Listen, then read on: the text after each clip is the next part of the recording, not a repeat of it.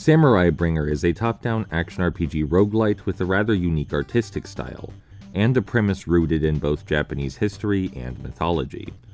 The player is tasked with mowing down hordes of samurai and obtaining their strength, until they're finally strong enough to battle the wicked Orochi. The moment-to-moment gameplay is surprisingly similar to a Musou game, featuring open battlefields with countless cannon fodder foot soldiers to tear through, punctuated by the occasional named officers who have their own special powers, unique combat proficiencies, and dialogue. The named officers are the real threat, and they're also the primary source of character upgrades and customizability. When you defeat a named officer, they often drop combat scrolls and gear, which you can naturally equip to better yourself. That sounds pretty standard so far, but there's an insane amount of variance in potential moves and gear combinations. There's not really a basic attack in Samurai Bringer. You can map any of the combat scrolls to any of the available face buttons, and from there assign any attribute you like to them, in virtually any mix you so choose. The experimental blending of so many disparate skills and attributes together is a huge part of the fun.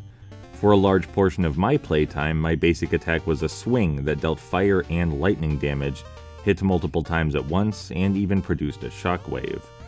My second swing handled poison and ice damage, ensuring that I had a nice spread of elemental damage to rely on in case I encountered any enemies resistant to fire.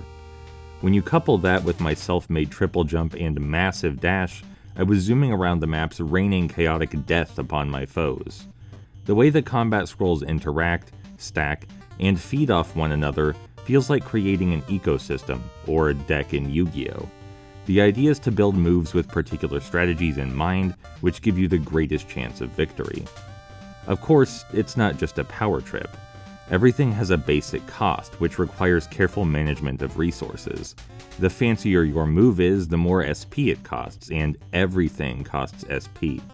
If you run out of that juice in the middle of a fight, then you're left staggering and vulnerable. It's important to make every move count, especially in harder fights where the pace is incredibly chaotic.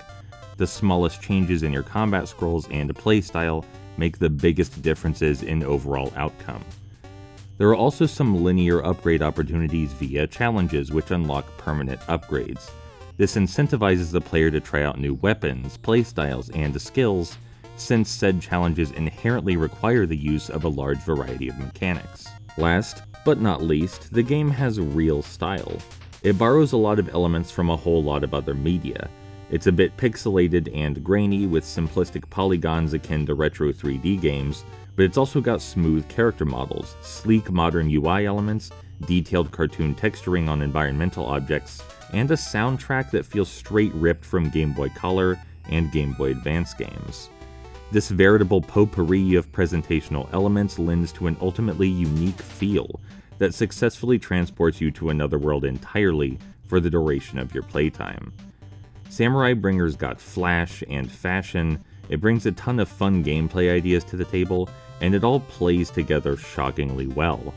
I'm a fan.